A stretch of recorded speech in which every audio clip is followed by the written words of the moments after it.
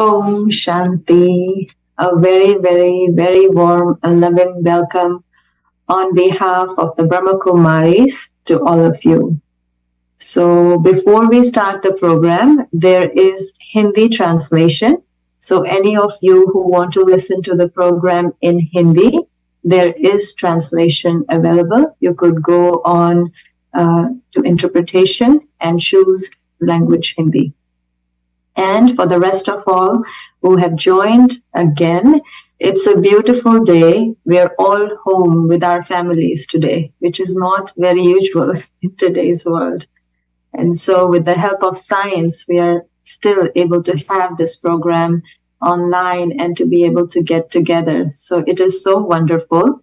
And before going on with the talk, I would like to share something about Brahma Kumaris. You saw this beautiful video already. Brahma Kumaris is a world spiritual organization and also a university because we study here and also we do meditation. So Raj Yoga meditation is taught as well as education is given for transformation of the self, empowerment of the self. And Brahma Kumaris was established when we saw in the video since 1936. And since then, it has spread in more than 130 countries with more than 8,500 centers. In US, we have 44 centers and 33 classes. We have 2 in New Jersey. And the one in New Jersey in Cinnamonson, today we are very, very fortunate. And it's our honor to have Sister Dolly with us for this program. Let me share something about Sister Dolly. Sister Dolly has been practicing Raj Yoga meditation and teaching it for more than 45 years. She's a very, very senior Raj Yogi. She had the fortune of spending time with the souls or with the people that started this organization. She had spent a lot of time with all of them. And she's very lucky she has that experience with her. Personally, when we are with Sister Dolly, it does not feel that, there is somebody, you have that comfort around her. She nourishes us with her love, with food, with every possible thing. And when we are around her, we feel very, very light. It's the presence, it's her aura. She's very humble about it. When you're with her, you will see in the talk how humble she is. But in her professional life, she was an educator in New York City, Department of Education. And she has been serving Brahma Kumaris for over 45 years. So it is my fortune and pleasure that I today invite Sister Dolly to our program. Welcome, Sister Dolly. And we welcome you all from all of us with a beautiful rose for a spiritual rose. I welcome you from my heart. Can you take that?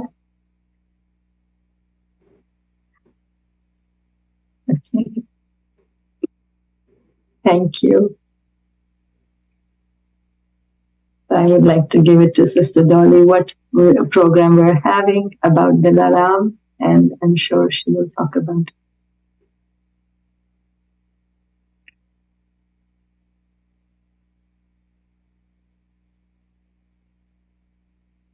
So, Om Shanti and good evening, everyone. Is the reception okay? They have been reception. Is this okay? Yeah. It can be a little bit louder. Maybe my volume is not loud. Let me see. I made mine the highest. Okay.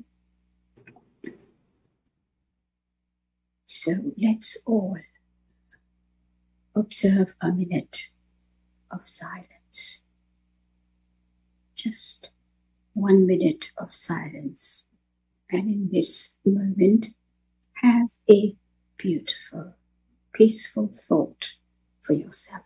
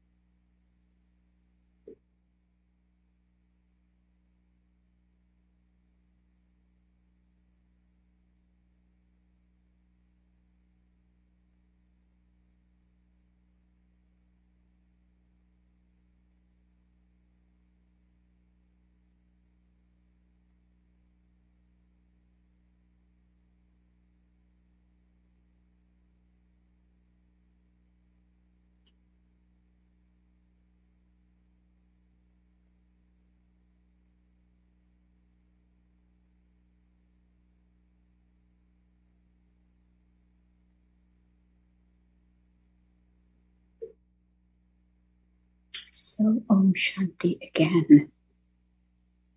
All of you, most of you perhaps, I don't know if anyone is here for the first time, but most of you perhaps have visited or been to our meditation center in Piscataway, North Jersey.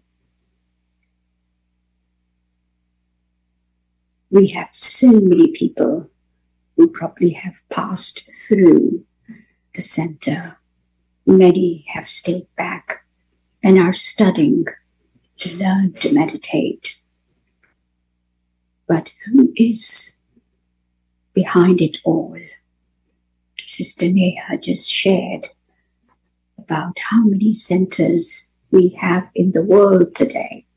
We are a very big national organization. But who is? It all started with just one person, one man,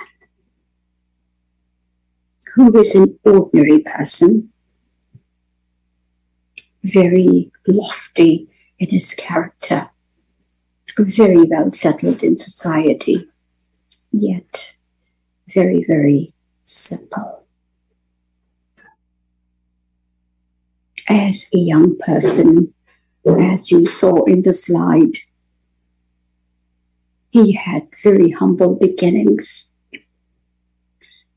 because he lost his parents at an early age. He didn't have an opportunity perhaps to go for further studies. And so he started to work. He started to work with his uncle, who had a jewelry business. His uncle asked him. His job basically was to separate those stones that could be cut into diamonds and those stones that were not cut. They were just plain stones. Now that's a big task. It could just to separate a heap of stones from diamonds into stones. You would probably need a whole day. I would probably need a whole week to do that, and yet not be able to do it. But this young kid, his name was Lucky Raj, Lake Raj. He finished a whole heap in no time. So his uncle said, "How come you did it so fast? People take forever to do it."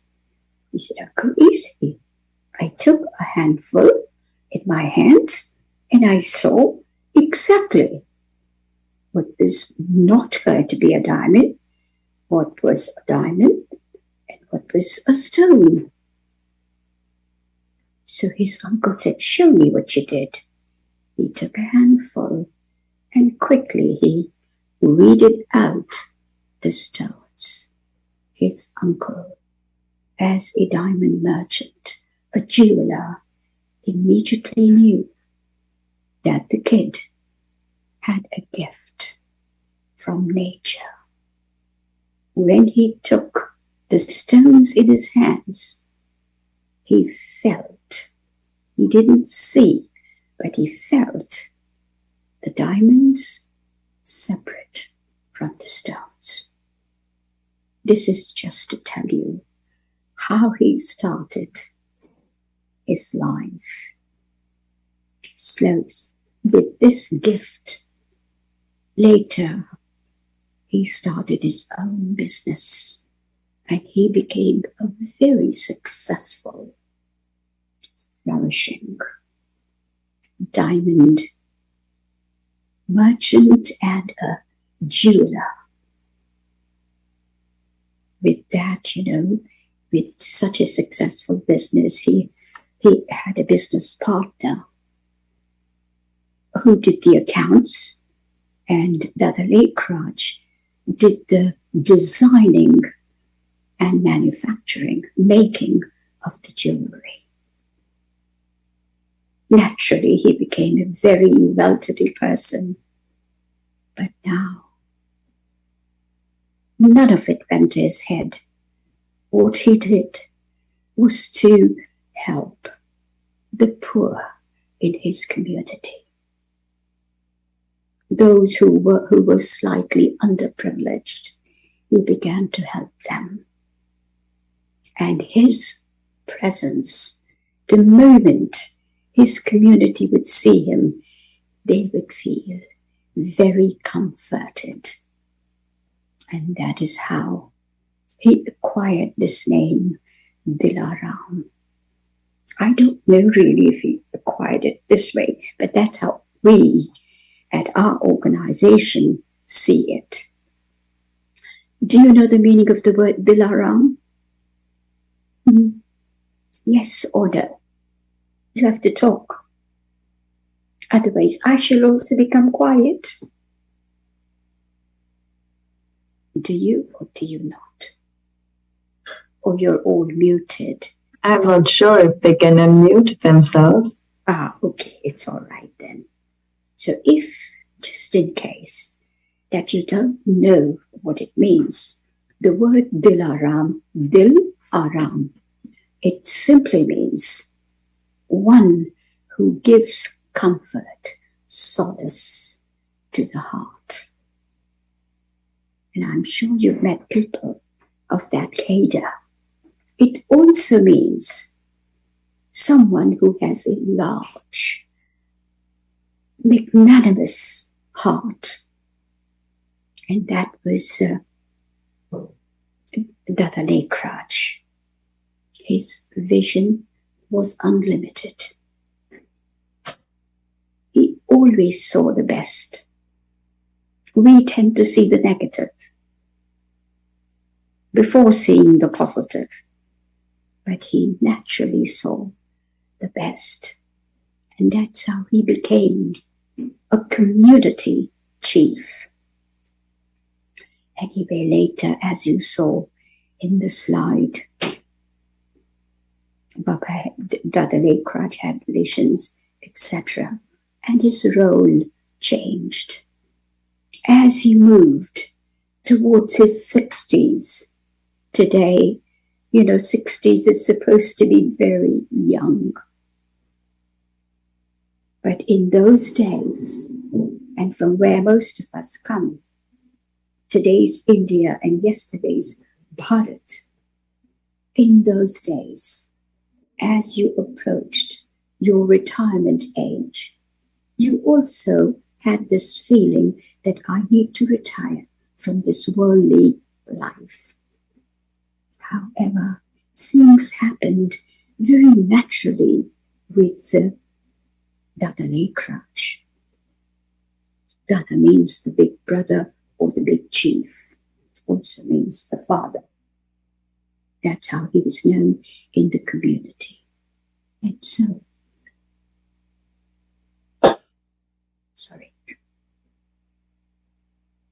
slowly, Datalekraj began to withdraw into silence. Now, silence is of two kinds. One is a silence where you are kind of upset, but don't want to escalate the situation negatively. So you're silent, but brewing inside. And the other is a silence where your true inner quiet opens up like an oasis. This is what happened to the other Lekraj. He began to go into silence, and in that silence, he started to talk to his mind. He addressed his mind as a Raja, the king. And he directed his mind. He said, you behave like a king, but I am the master. Anyway, we won't go too much into that, but this is what Baba started to, the Lekraj started to do. The conversation that he had with his mind are recorded. He wrote them down in a diary. And we have that diary at our headquarters in India, in Mount Abu. You could see it if you ever went there. So this way, he began to withdraw for many things, so much so that he didn't want to continue with his business anymore. Can you imagine? The then perhaps the richest man in the region, in the country, all of a sudden said, I am retiring. And his connections, his contacts were not ordinary, simple masses, but he dealt with the British Queen. India was under the British rule in those days. So he dealt with Queen Victoria. And I'll give you a very simple example of his large-heartedness and the kind of personality he had. He made a brooch. Everyone knows what a brooch is, right? He made a brooch, and it was musical. He used to model his jewelry on his eldest daughter. So he put it on her, and she loved it so much. She said, Daddy, I want this. This is mine. He said, all right. However, he had made it for the Queen. And so he took it to the Queen the next day. And his personality, very dynamic, very royal. When he walked into her living space, her palace or headquarters, wherever she lived, he just walked in. Her guards would move away to let him in with great respect. Anyway, the Queen wanted that brooch. Now, what is our situation? What situation does Dada Lekraj have in front of him? To give the brooch either to the Queen of England or to his daughter. What would you do? Oh, they can't talk, right, Sister Neha? Oh. I think so. We could actually, Sudhakar Bhai, can we make them unmute them for a minute? Or I would like to hear what they would do. Daughter, Queen. Here is the choice.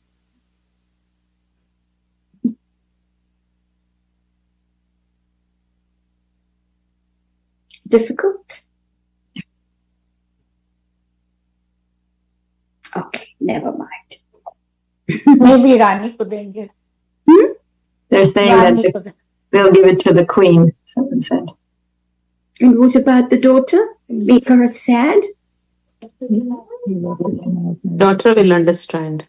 Yeah, that's no. Doubt it. I wouldn't. Because I would pout and fight for it. Why? What do you mean, the queen? How about me? I am your child. I am the princess. That's how I would argue. But anyway, Dada Lekraj came and told his daughter that the queen wants this brooch. She says, Daddy, it's mine. I'm not giving it. He couldn't snatch it away. He said, all right, keep it. The next day, you know what he did? At the meal, at the lunch table, or breakfast, I forget what, he told the servants, give Nirmala, my daughter, stale food from yesterday. The daughter, she said, why? Why would I get stale food? And you all eating fresh, hot food? He says, child, you made your choice. You want to keep that stale brooch, which I made a few weeks ago, perhaps. You want to keep that. So since you want to keep that stale brooch, you'll get everything stale. I understand you love stale things. The daughter said, thought for a minute, understood what the father was getting at. So she says, all right, Daddy, you can give this to the queen, but I want one too. He says, child, I promise. This is how Dada Lekraj handled situations. Parents would perhaps scold the children, shout at them, or whatever. But he had no anger in him. And that is what made him Dilaram, the one who comforted the hearts, not only in the world out there, but his own family.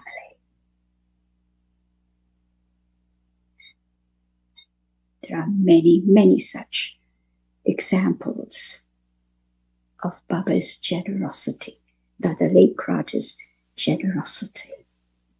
However, this was just an example, and this example, I didn't read about it.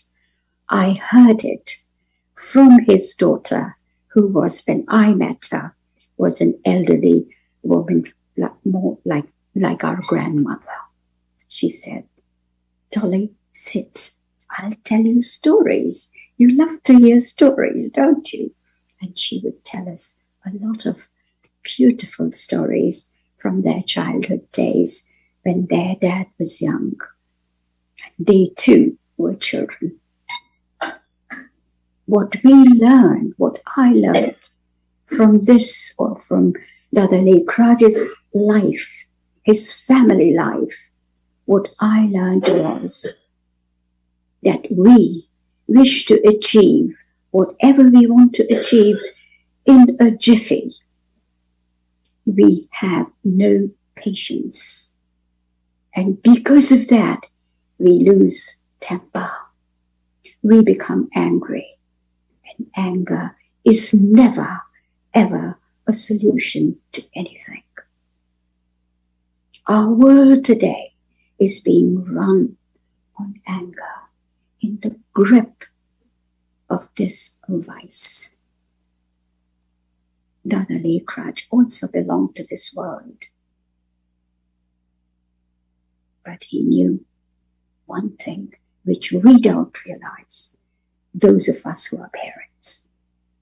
Whatever I speak, however my behavior, that is what my children would learn.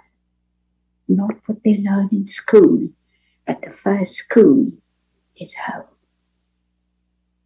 So this is how beautifully, lovingly, open-heartedly he brought up his children. And later in life, as the years advanced, he separated. He told his partner, the accountant, that he didn't want to do that business anymore. And he asked the accountant, look at the faith he had in him. He asked the accountant to give him his share. He didn't say, he was the main person. He didn't say, you take so much, I take so much. He said, you give me whatever you feel would be appropriate. And that is, from that day, his life further changed. He was chosen as an instrument to establish peace in the world by developing, generating, discovering that peace in himself and practicing it. And so, Dada Lekrach, perhaps, I think, was a seeker, as most of us are in life, but we don't know what we are looking for. And so we work through trial and error. But Dada Lekrach, who later on, when he's dedicated his life to this life of purity, peace, contentment, he came to be known as Brahma Baba, God's creating body. They say the world was created through Brahma. Yes. Sorry? I didn't get that. Yeah. Someone asked something?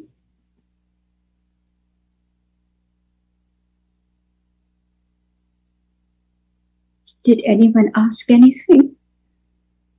I heard Dolly Ben. I think someone was asking in Gujarati. I didn't understand that either. But he was, I think. All right, you can ask us later, no problem. We'll do a question-answer session, and you can ask all the questions you want, and I'll answer whatever little I know, and if I don't know it, I'll let you know I don't know. Good? Fair? Anyway, the truth that Brahma Baba discovered, he discovered who he is. Not a diamond merchant, not a parent, but much more. He discovered that in this body, he is a living energy called Atma, the soul, spirit, a conscient energy. And that perfection meant nothing but become soul conscious totally while being in this body. A massive truth that doesn't exist anywhere in the world. They know soul, they know some of those things, but what about it? And so quietly, Brahma Baba worked on himself. Just one effort. I am a soul. Everyone around me is a soul. And he would write, my wife, Yashoda, is a soul. My son, Narayan, is a soul, etc. All his family members. This is how he started, quietly, in his silence. to practice that. And that is what made his silence, inner silence, very, very powerful.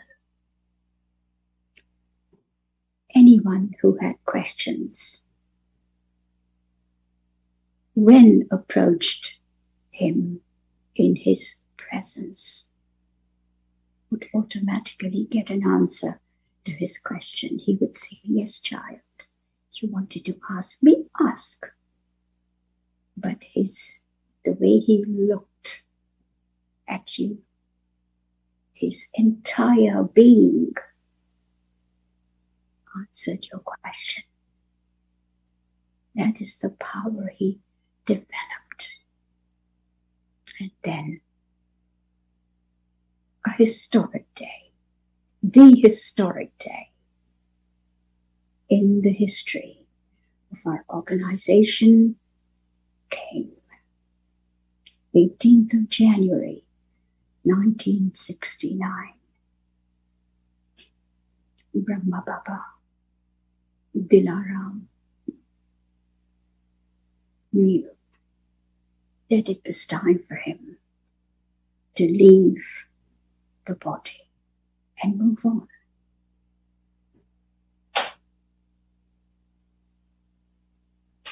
That day, he had his class. He used to have a good night class. He called the class earlier. He didn't speak much. He looked at there were about 300 members living as family with him. He looked at each one. And with that soul-conscious vision that each of them was a pure, peaceful soul. And the last 3 words that he spoke, using the mouth of that body, of his body.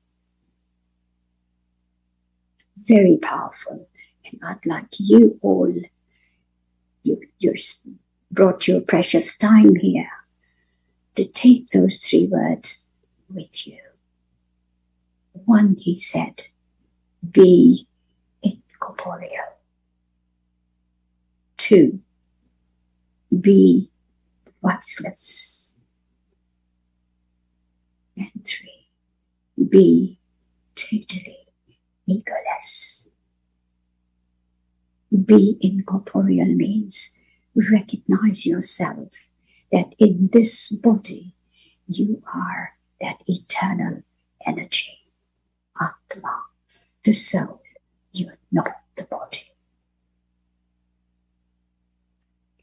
Be viceless. Make this energy of the vices your friend, so that they are at your beck and call to serve you.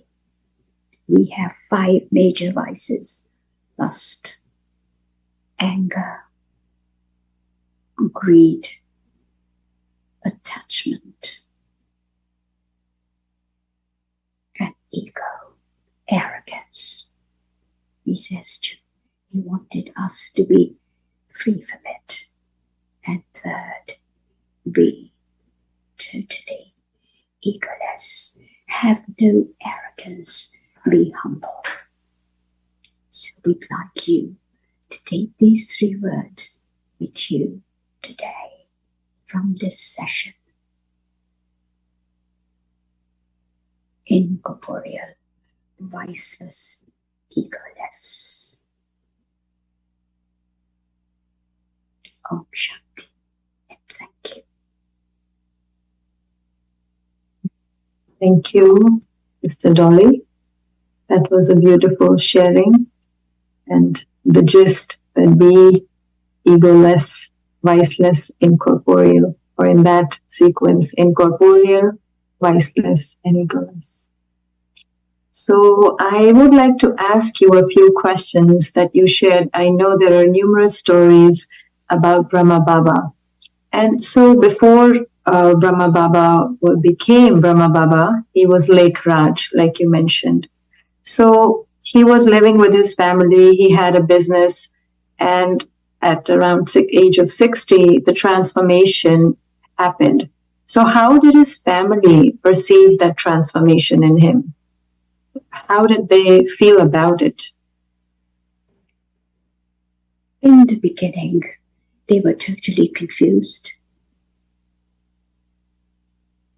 because he used to, his eldest daughter was married, and she was married to a very, very well-to-do, again, Sindhi family.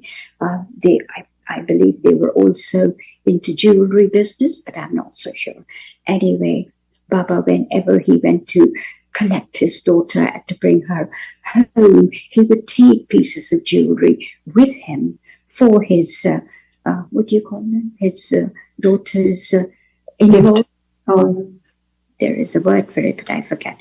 But anyway, he would take that as a gift. And then he stopped doing it. So they wondered what happened. So in the beginning, to make it short, they were confused.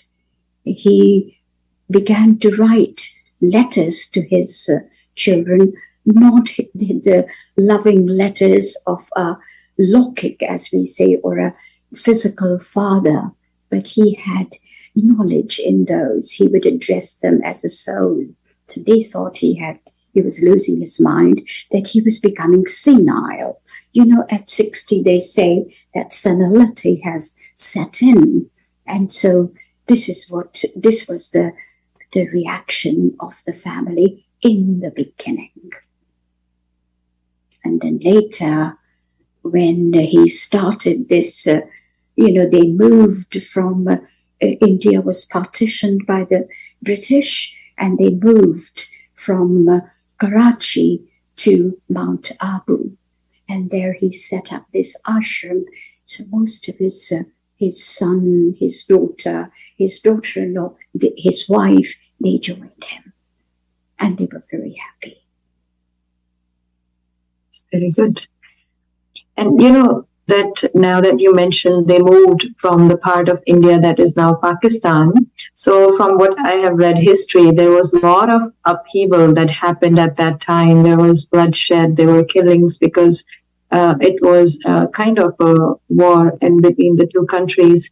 And so at that time, how were they able to overcome the hardships? Like you mentioned, there were 300 other people with him at that time. And so, how did they overcome that? They didn't move around the same time as partition. They moved a few years later. So how was that? How did they manage that? In Karachi, they really had no hardships per se. We see it as hardships, but they didn't. The Muslim government respected them so much. What were they? What did they call them? Oh, Mandli people? Or something like that. They told Baba that you do not step out. We shall bring everything that you need to you. So they spent 14 years within the walls of their houses that they lived in. They had a few houses where they lived. One building was Baba's, another one was sisters, another one was for the children. So they didn't go anywhere. All that they did, they were scared. The family was scared that Baba, what's going to happen? So Baba said, nothing is going to happen. We are his children. His faith was total. Never, even once, did Baba have this doubt that anything could happen to them. He said, he is responsible. God. Shiv Baba, we call him. And so he told them, he said, what you need to do is to just remember him. Stay in his remembrance. So they had, all day long meditation sessions. We call them bhattis. A bhatti is intense meditation.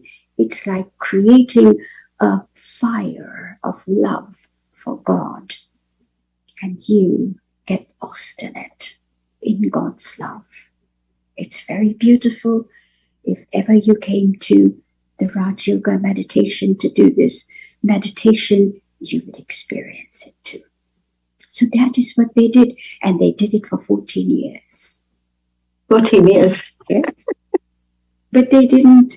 You see, when you are happy and when you're not physically inclined, you go beyond the physical. You go beyond time. So they didn't even realize what was happening, what they were doing. So a few of them would get up and go and, make food for everyone. They would offer it to God, to Baba, and then everyone would eat. And they would rest, of course. The routine of the day was followed, but most of it was to be in remembrance of God, of Baba, Shiv Baba. We call him Shiv Baba, who is also light. It's amazing. And also, just to conclude this, they finally decided to move to India, and they were told to not go. The Muslim government said, "You don't go, we'll take care of you." But they had to move because the relatives of those who were living with Baba had already moved to India, and they wanted them to come. And so they sent them, the Muslim government sent them to India with great love and respect. These stories are so interesting. And now when the organization moved to Mount Abu, so, before, when they were in that part of India, which is now Pakistan, they had enough funds and, to have food and everything. And when they moved to India, the funds finished. And there was a time, I know, that there was not even enough money to have food for all of them, for the 300 or 350 people that were staying together with meditation.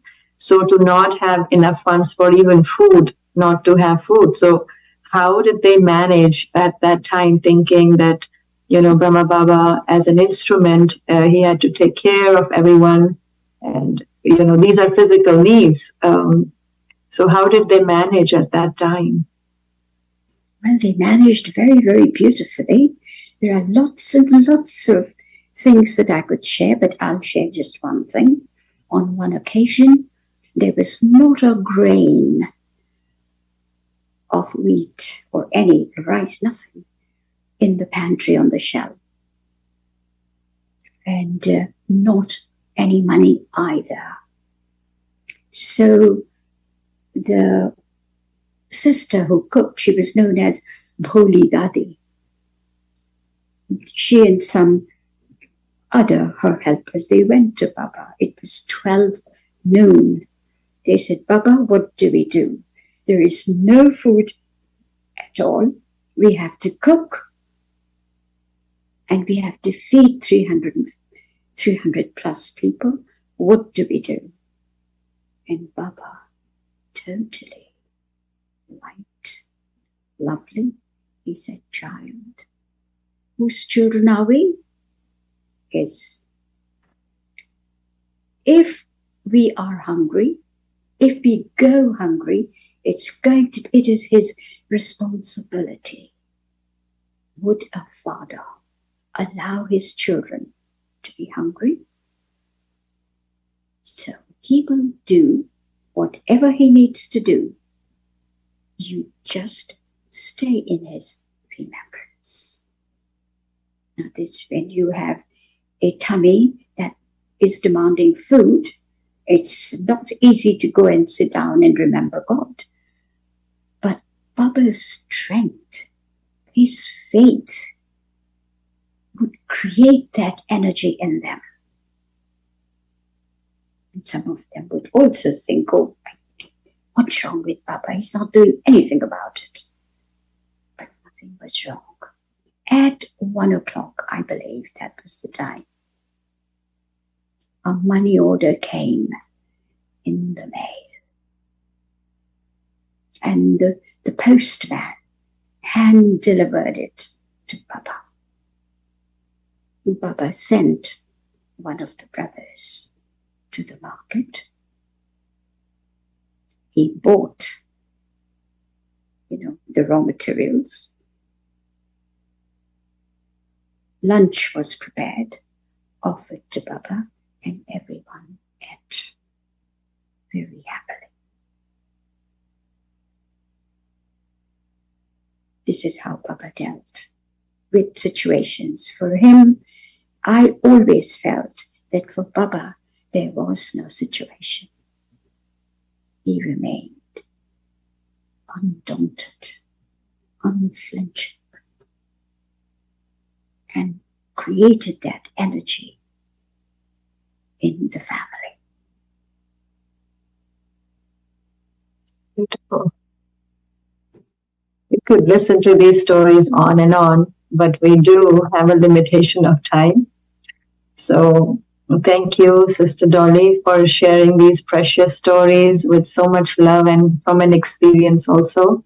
So thank you for taking time out and coming and giving this precious time of yours to us. And thank you all for joining also. And Sister Dolly is going to take us through a meditation commentary through an experience at 6:30. There will be a live commentary for about 10 minutes. And after that, a blessing would be shared. And then there would be a group meditation with music. All of us would be in that meditative mode. And then it will continue till 7:30. It's a group meditation, so all of us can benefit from the vibrations. And we make sure we sit and we are not disturbed in a place that we are ready for that meditation experience. But before going on to the meditation experience, we are going to have some announcements. So the website, all our events are posted on the website bknj.org. All our upcoming events are always, the website gets updated. So anytime you want to know something, when is the next program happening, where, what time, you could always go back to the website, which is bknj.org. And every Sunday we have these immersive meditation experience that happens 6:30 to 7:30. It is always in person at Piscataway Center. However, today, because of snow, we have this online, but it happens every Sunday, 6:30 p.m. to 7:30 p.m. There is a guided commentary that is there, and yogis come and meditate over there. It is open to public, so anyone new, you could sit for 10 minutes, 15 minutes, or however long, or maybe for the entire session, and you could take the benefit from there. We also have daily weekday meditation that happened for the month of January. So this week is the last week for that. It happens at 12 to 12:15 p.m. It's an afternoon meditation. And so that is going to happen this week for the last week, Monday to Friday, 12 to 12:15 p.m. And if you want to check what is the upcoming courses, there is every Tuesday evening, we have an in-person and online experiential meditation session. This is Time to Heal and Recharge. You can see online, it's 12 to 12:15. And then every Tuesday, we have our experiential meditation session, which is there is a talk and there is an understanding about a topic. And then leading afterwards, there is meditation. So that is in person we prefer. But if, however, you cannot come in person, you can join online also. It's 7:30 to 8:15 p.m. every Tuesday evening. We also have Raj Yoga meditation introductory course that is happening next month on 7th of February at 11 a.m. And there is Raj Yoga meditation course in English that is going to happen from February 9th to February 12th, 7 to 8:30 p.m. That course is in Monroe, and you can see all the details on our website. However, there is a special announcement that we have a special program, a special speaker that's going to come next Sunday. And he is a motivational speaker and he is a cardiologist, Dr. Mohit Gupta. He is a very well-known, renowned professional. Let's watch. We have a video also. He's a 4-time TED speaker. And so he's coming next Sunday, and we highly recommend and encourage everyone to join this program. This is an in-person program, and we would definitely benefit from this. It would change the way we think about things. Let's watch that video.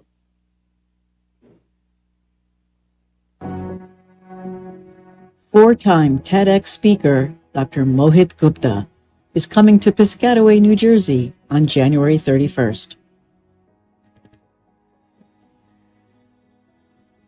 I've always believed that you must grow through what you go through. And that's the essence of life. In 2005, you had a scare and an episode. 2006, something happened. In 2007, after meditation, you've been on this journey to really change the world, through your own life story. I was losing weight, and one day I flew massive seizures, was hospitalized. My brain showed a large mass in right side. Tuberculoma, resistant to eating drugs. There's no life without challenges. And sometimes I also feel very surprising that, how can a person with a portion of right brain removed be very normal? This is the power of thoughts, this is the power of belief. Thoughts create your situation. The law is not situation creates your thought. Attract success like a magnet. Don't miss this golden opportunity to listen to Dr. Gupta in person.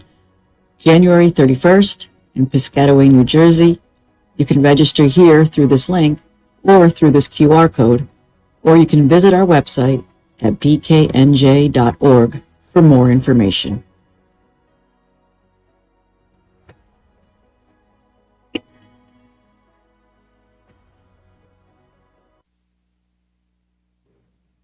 Thank you all for joining. You can register for this event. We need to register.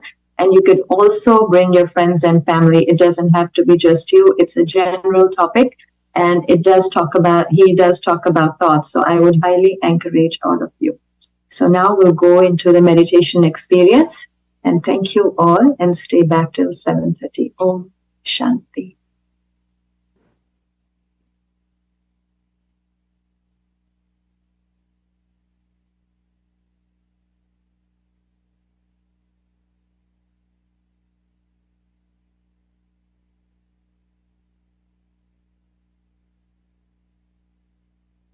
Om Shanti. Everyone, sit in a comfortable position.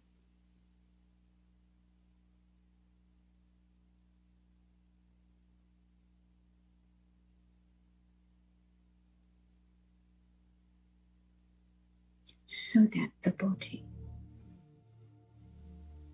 doesn't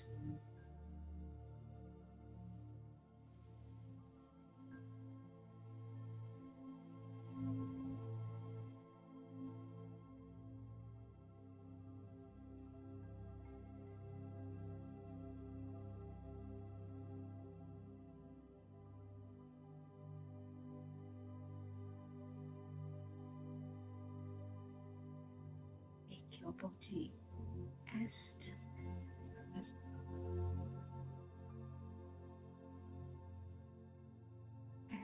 the body becomes still, the mind tends to become still as well.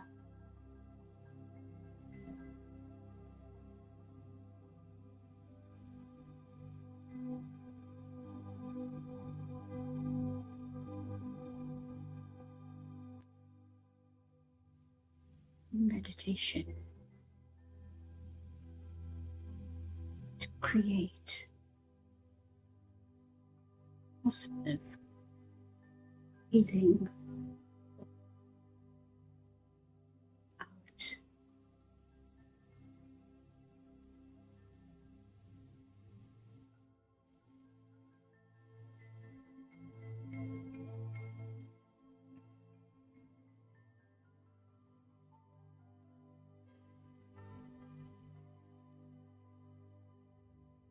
Let's remember.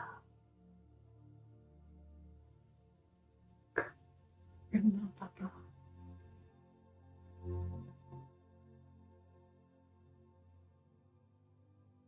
Who we are.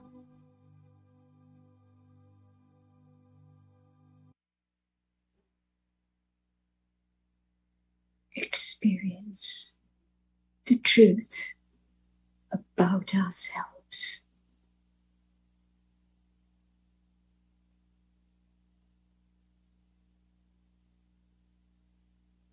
In this body, there is an energy.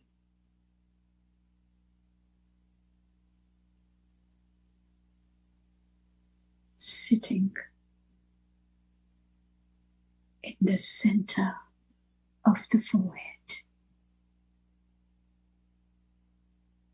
between the eyes.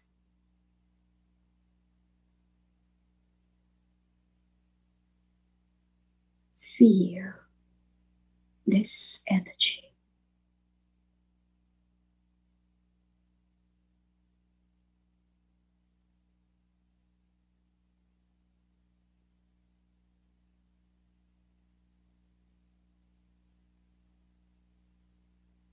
The true nature of this energy is peace.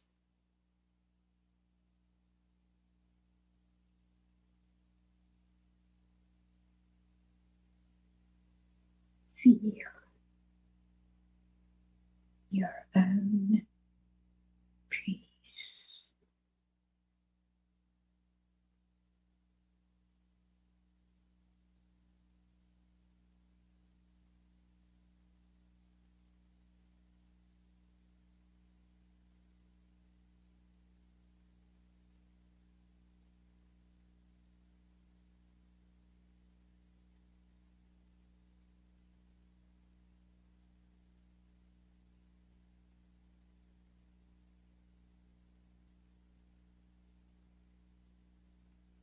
Happiness.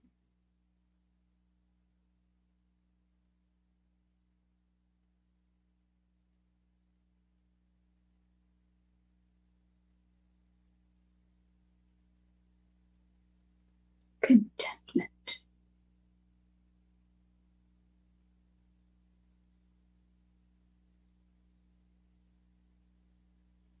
Feel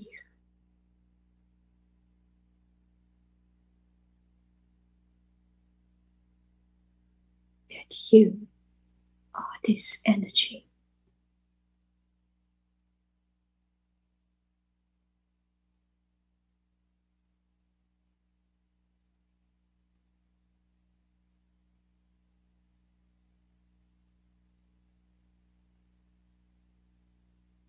Peace. Radiating from your eyes.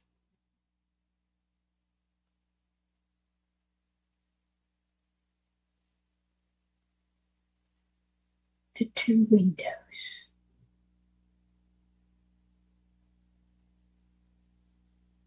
Of this energy called the soul, the being.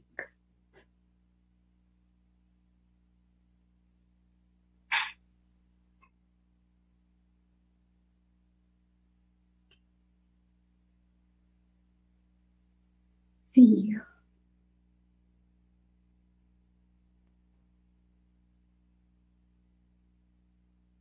that every human being in the world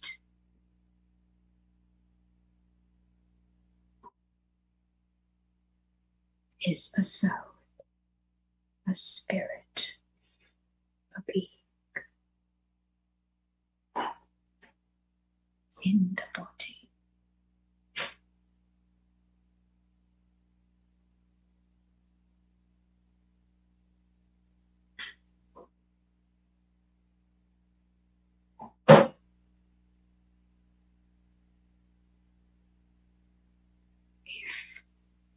If we could see this energy, we would see a beautiful, gentle, soft, sparkling light.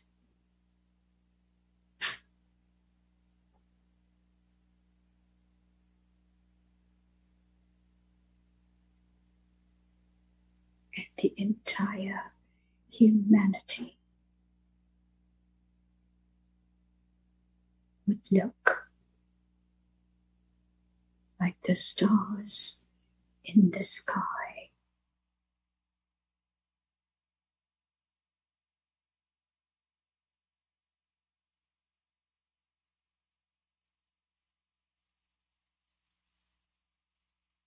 What a beautiful world could be created.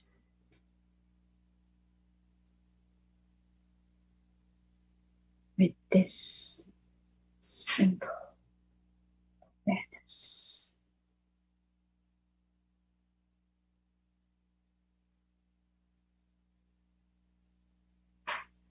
Practice this as a powerful takeaway from this evening's session. That I am a living light.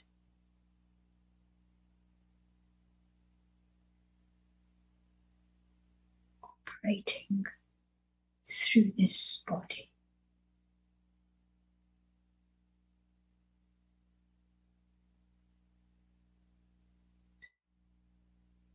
Every morning,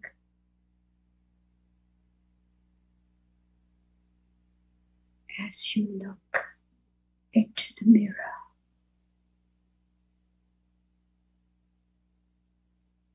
look into your eyes and feel your own beautiful, powerful, pure presence.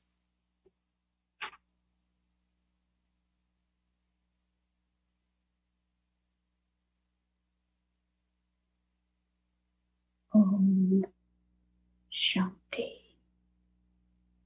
I am a being of peace.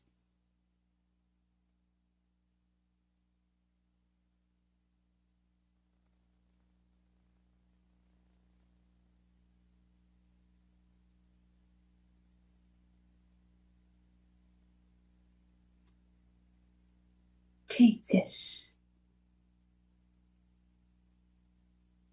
as a blessing from today and say this to yourself the first thing in the morning and as many times as you can through the day. You are an angel of happiness who likes to share a smile with all.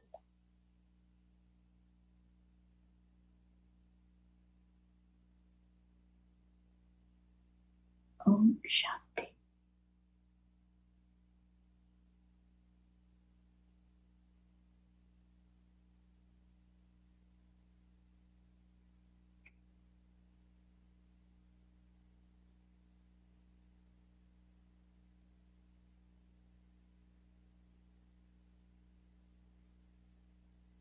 Thank you.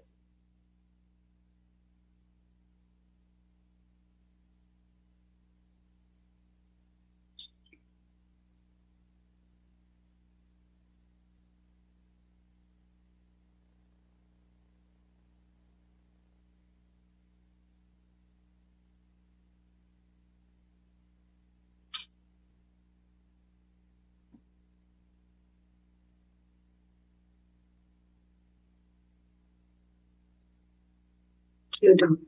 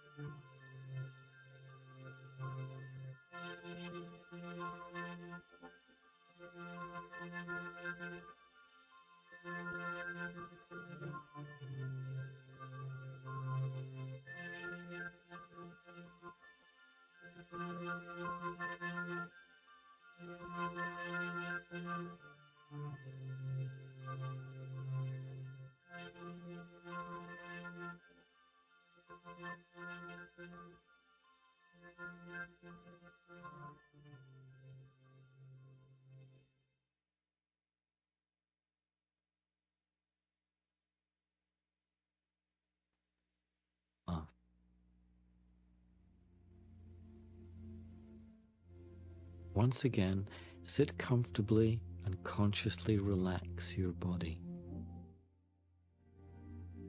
Bring all your attention up through your body to a point in the middle of your forehead, just above and behind your eyes. This is where you, the soul, reside within your body. You are not your body. You are the one who animates. You are the driver, and your body is your vehicle. You are not your eyes and ears. They are your windows onto the world. You are the dweller, looking out through the windows of your eyes.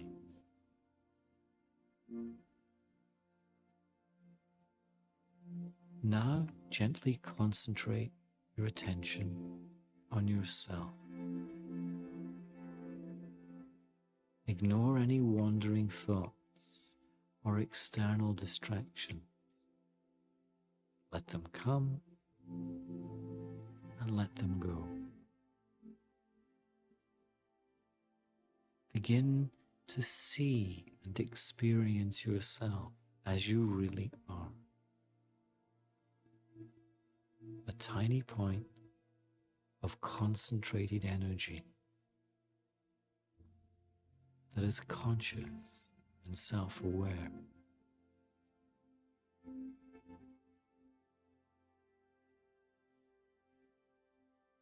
Be aware of yourself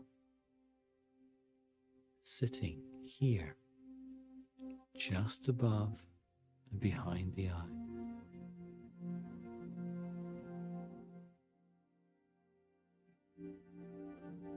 Be aware of yourself radiating energy.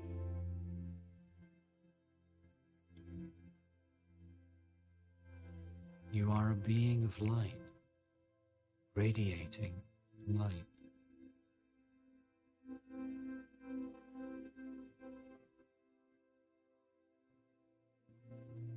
You are a point of light that is conscious and aware.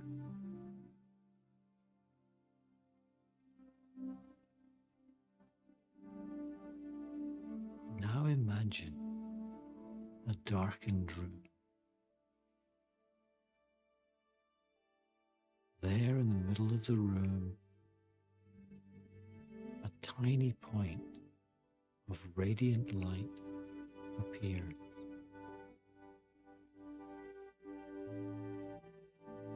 Gradually it grows in intensity until all darkness disappears and the room is filled with pure white light.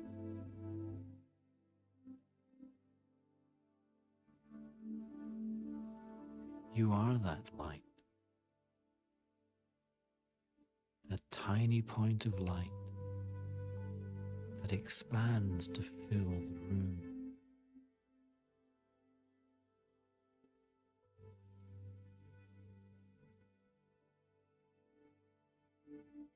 Now remind yourself that you are eternal and imperishable.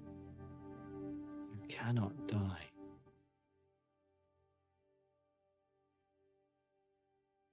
Quietly create this thought and say to yourself, I am a point of pure light, a point of pure, radiant, spiritual light.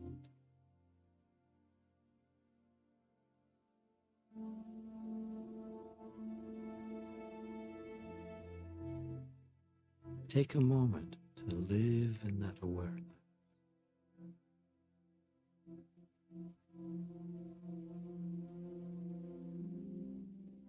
Then gently change that thought.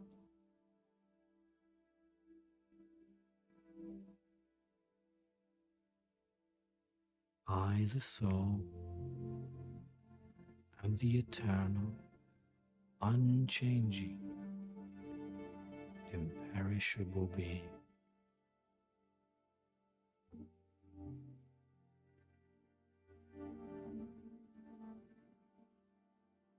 Make this thought very slow. I, the soul, am the unchanging, imperishable being.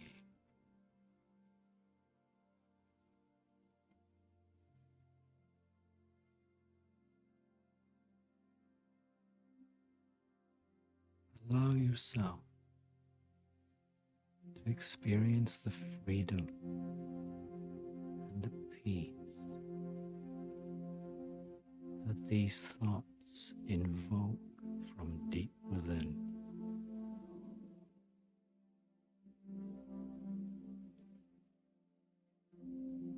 Allow yourself to fully realize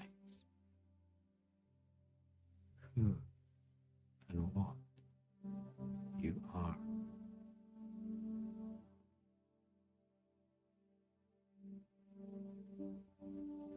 You are now in the consciousness of the soul. Your original and true consciousness.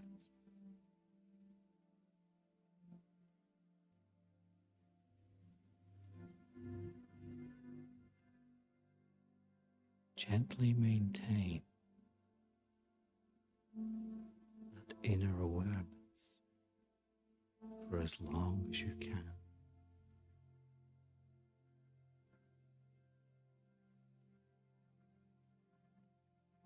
And when you feel ready, gently return your thoughts, your attention to your physical body, to this room around you, to this moment now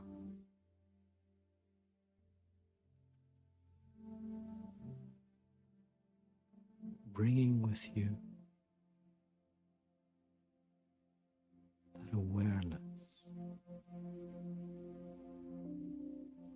of your inner peace,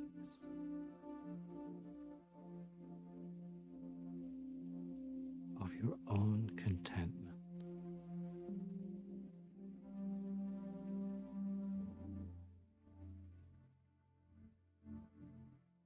of your own imperishable, eternal form.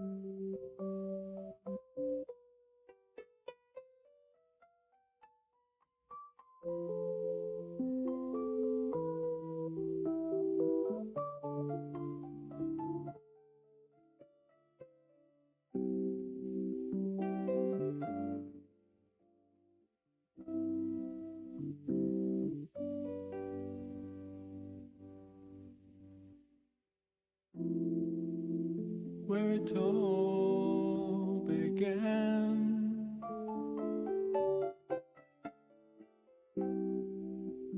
and in between, all sustained and fed. Where it all will end, where the rivers knew they would be led to the infinity from which all life emerged. They'd heard the call before, remembered the words. They hear the call of the ocean. They hear the call of their home.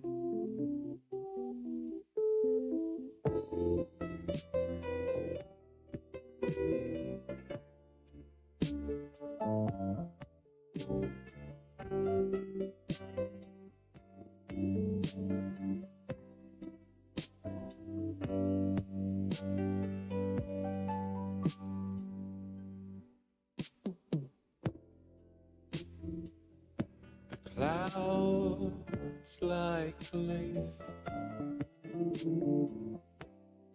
and the old river on its ageless journey.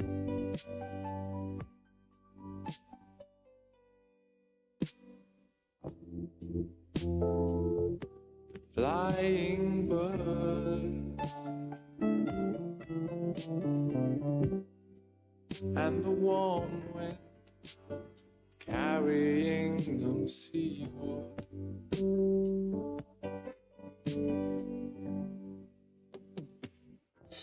Past is running faster, advancing from the rear.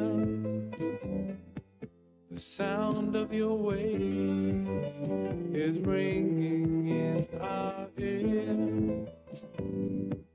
Ageless, unchanging, supremely strong, fixed and permanent, never wrong. I hear the call of the ocean. I hear the call of the ocean. We hear the call of the ocean. We hear the call of the ocean. we hear the call of our home.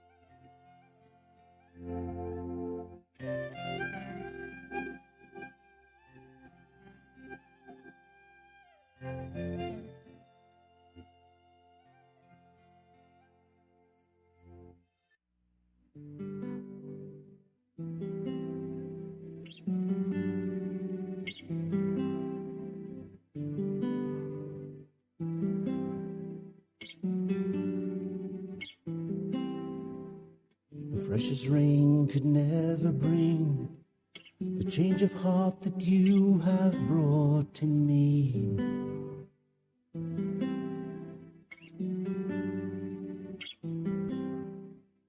The sweetest song could never say the words of love I want to say to you.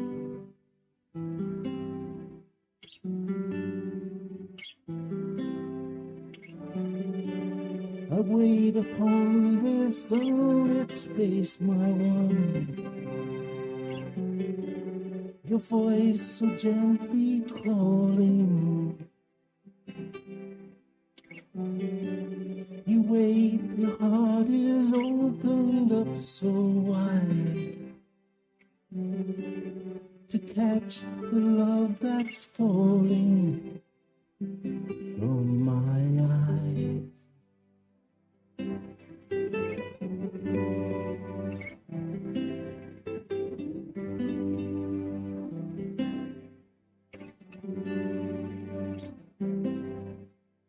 The deepest sea could never fill the empty parts that you have filled in me.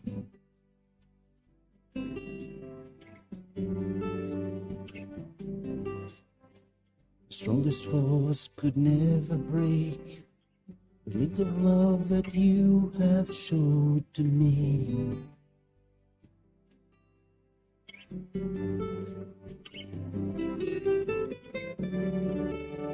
I wait upon this windswept place, my one. My heart is flying, soaring. You wait upon your golden throne of light. Your voice so gently calling me to your land.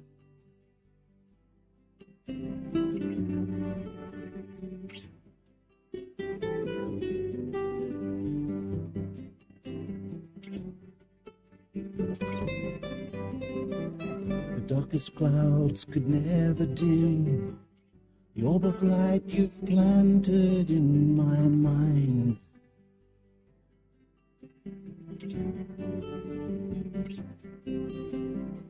The hottest wind could never dry the well of hope that you have poured in me.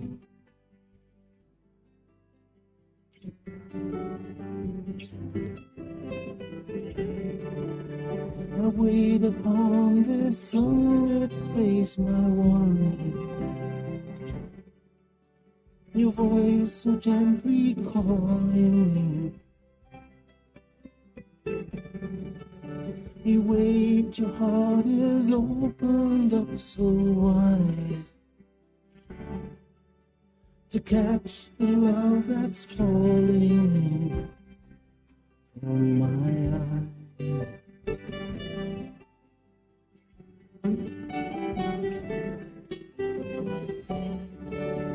I wait upon this windswept place, my one.